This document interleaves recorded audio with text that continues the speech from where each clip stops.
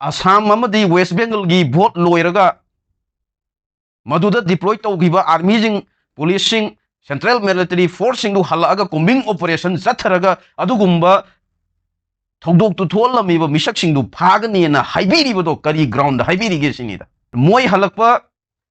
ngai halaga thogdok tu tholamiba misak sing du magi mafam du yongna sielhangi bada mateng pangbiri braba bot matamda da miyam bu ningsing bagi thabak se akoi tose Reisa punama kurumjari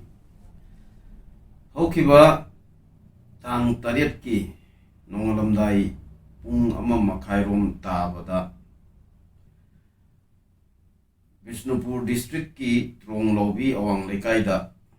yamna nungaitaba thokdo koigi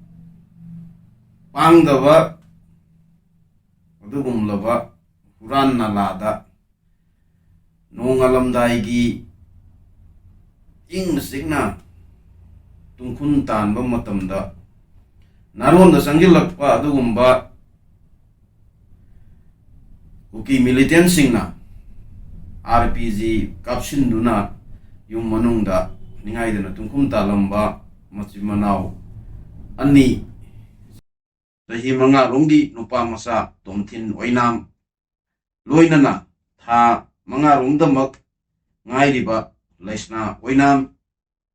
hairiba machimanau anibu mamagi mathanungdagi mamaga punna tuminnaringedi matamda adugumlaba pangdaba myoisingduna koigi ungkapsinduna angang ani sigi thawai lawkiba mamadubuna aruba phibamda shonkiba adugi thogdoktu ahanba maktada moi shokna nungaitabga loinana adugumba coward daba migi thawong chatharamba myoisingdu gi mathakta akanba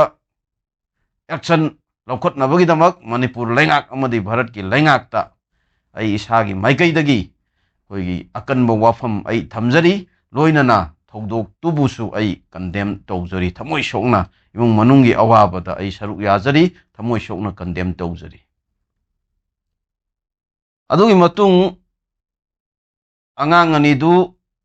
laihidabagi Manipur gi miyam gi thamoida nungnangba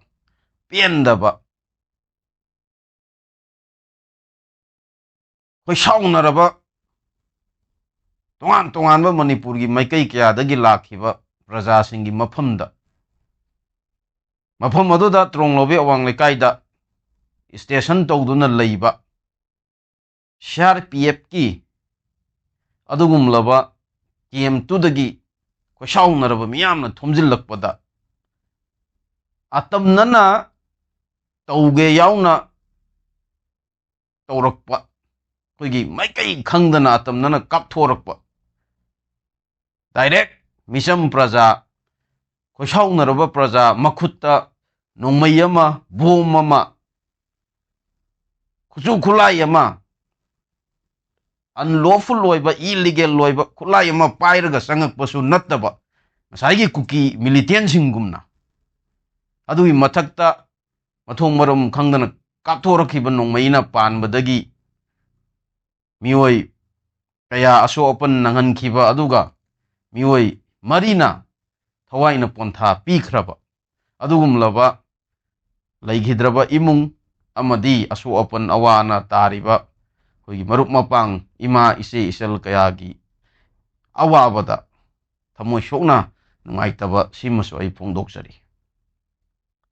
ngarang maruwaina Raj Medicity Hospital amadi RIMS ta ai isamak asok apan nangraba hospital da yata duna leiriba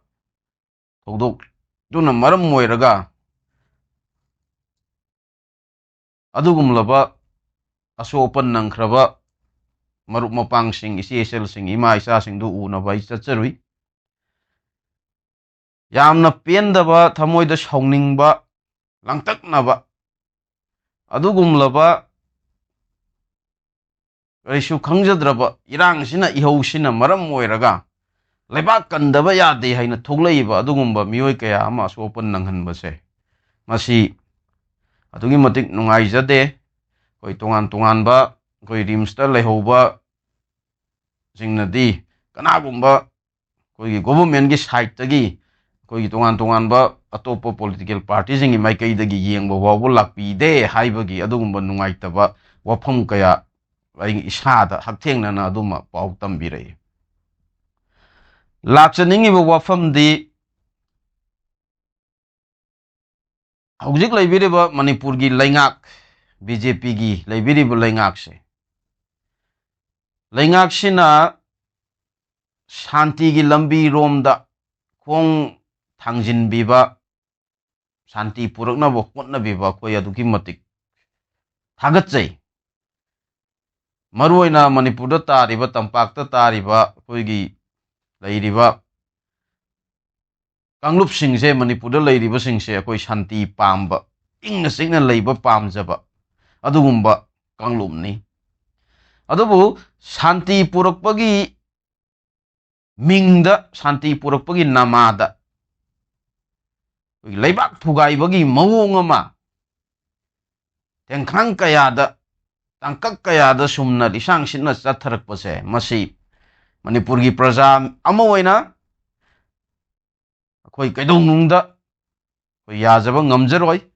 कोई शांति पुरकपा हाइबसे नाकन नाम खक्तना शांति पुरकपा यारोय हौगिबा Maggi तांग अहुमदगी 2023 हुजिक चही अहुम फाजिलकदौरे हाइरिबा तांकक सिबाउदा तेंखांग कयादा इरांगसी फरे फरबा मानगुम सुम तौहल्लगा अचिकपा अहिंगदा तोंगान मणिपुर की मफम कयादा मियोय कया हटखिबा ngasiगी ngaranggi thogdoksina loiba natri matungdasu tawrakadori mi ahumdagi lisang sina koi hatpa otpa naiba phuba chaibagi tengtha khol kaya milubi ki pirang kangdana koi ngasi phawba taduna leiri. My question to the government of Manipur, to the central government, noigi daitasi karino. What is your responsibility? What is your accountability? Kari daitano noina lobirisi, karino noina tawbirisi haiba wafam duma. Miyam khangna Manipur gi miyam da adugi wafam jingdo thambi roba hujik tuminna sumna leshin bagi matam natte.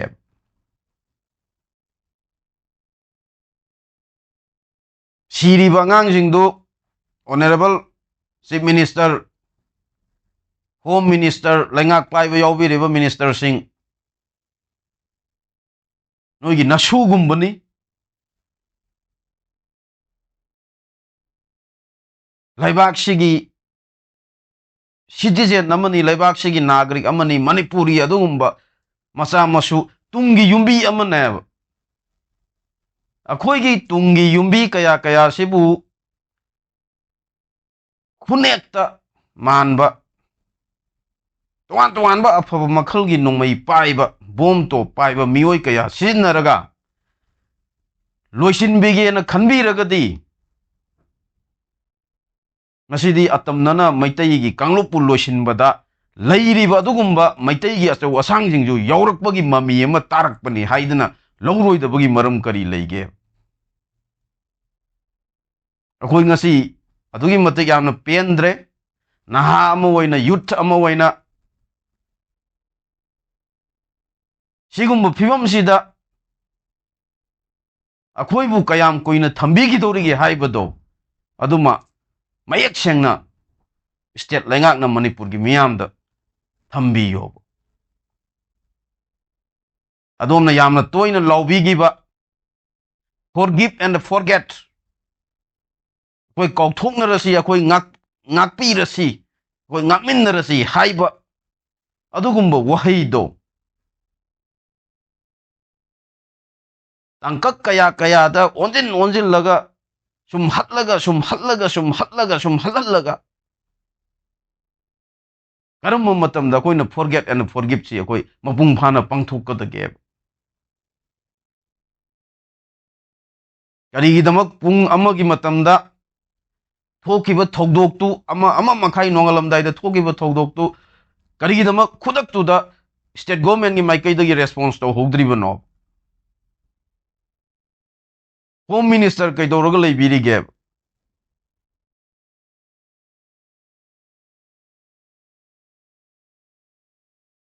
Indian Constitution की मखाद पीरिबा federal structure the union list, state list and concurrent list हाइना लेरिबा सिदा state की list the याउबीरिबा थबक थौरमसिंगदो मपुंग फाना सिजन्नबिरगा मणिपुर की इमा से अमुक्तंग इमा लेबाक से कलौनब होटनसे इमाजी की मिलु पिरांग से कलौनब होटनबदा तैथोकनब होटनबदा अदोम मदोंगी दी थौदांग याउद्रबरा?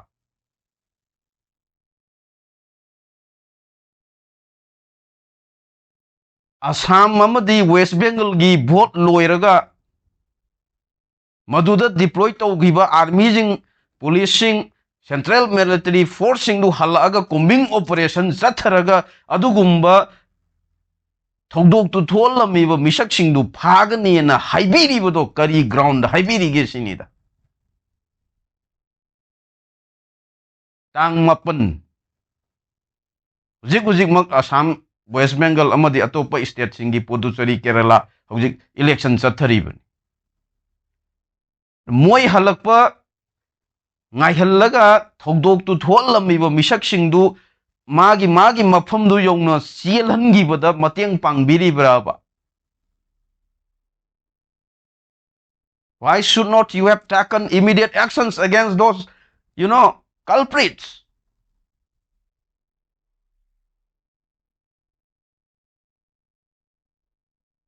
Assam gi, West Bengal gi, Puducherry gi, Kerala की इलेक्शन की दमक प्राइम मिनिस्टर मोदी ना होम मिनिस्टर अमित शाह ना पीरकप ट्विटर द थागलकप ट्वीट तुदी मोइन हेक थागलकपगी विदिन 13-14 मिनट्स दग फॉरवर्ड तौरगा अखोगी थागत पीरीब अदोम मदोंगी सोशल मीडिया के अकाउंट सिंग अदुक यामना थुना प्राइम मिनिस्टर ना होम मिनिस्टर ना थागलकप ट्विटर दुदा रिएक्ट तौब ngambiragadi why not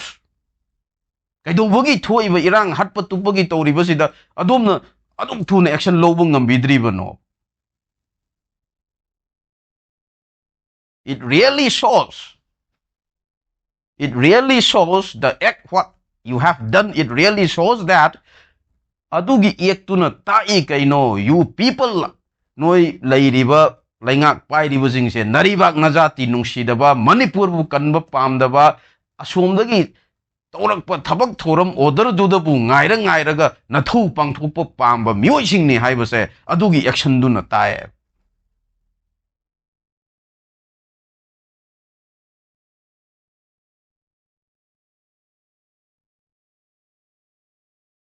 Thamoida piendaba isa jingumbani inthoi ngambi amadi hemajit jiribamgi punna mioi manga hatlamba matamduda su angang ahum manipur laingak na kari action lokhat pi garge? United Nations na piriba child right protection ni makhada lan nama oiragasu lan tauba jaga ama oiragasu angang singda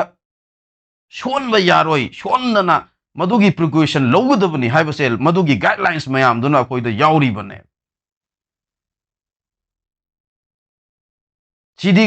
This is not a communal riot.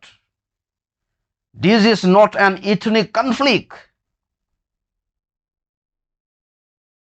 The Maitais and the Kukis are not fighting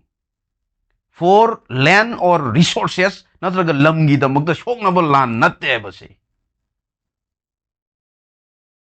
Kanglup amabu maru phungna muthatnaba maru phungna mangananabagi hotnarakpa war neba. This is crime against humanity. Kanglup amabu hatnabu hotnarakpada nangi nazati nangi naraibak puju ngakpa ngamdaba kanma ngamdaba nangi kangluk ki damak ta su khandaba nangi pham nangi chokri dugi damak ta khallaga laibak che thugai ga da bo oiba targadi laibak che sinnabiro will you please hand over this estate to the people of Manipur Manipur gi miyam da sinnabiro Manipur gi miyam da laibak sigi thoiba lan sigi waro sinama puraktriba bawba laibak sigi miyam da sinnabiro akhoi laibak ngakpa ngamdre Iraibak ijati gi tungi miron mutgi gadabagi pibam da lae adu oiba taragadi Manipur miyam na lowba thaudang du da khoi su saruk yarage haina adu maina chongphok piro oba thongna leina itihas na sakhi ni Manipur da saheb British ki Manipur loksinba lakpagi tangkakta Kangla gi utra mamangda Wayel chathaba matamda ipu thangana haikhiba natra aigi prajana yadre adugi matungina saheb singdu mafam dumakta tana thilaga hatkhiba execute tawraga hatkhiba heng tawraga hatkhiba karina aigi prajana yadre haiba sumnagi pareng wahi pareng dumana adugumba lusingba koi ujik pame thokpiro narebak na jati si kanbiyu chuk yamna economy da politically socially economically breakdown oiraba akoi yanglen saru mayam je tapna chapkhairaga thuderaiba matam je da laingak pairibani pham pairibani haidana nareijai nareibak na jati gi yanglen saru thuderaiba chapkhairaiba mayam sibu kanmung ngambidribasi karigino ba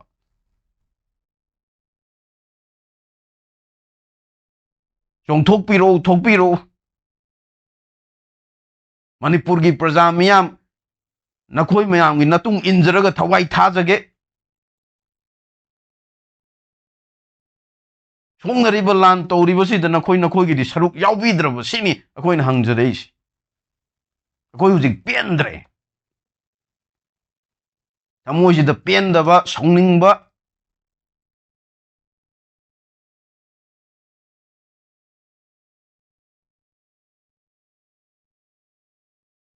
Sigi pibam sigi oiriba pibam sida koi gi lebak e thambira ise kari to bai thambiri no sini sumaina hogiba chahi kaya lisang sina phagadra khalli still now hojik chu adum sigi pibam sida koi adum leiri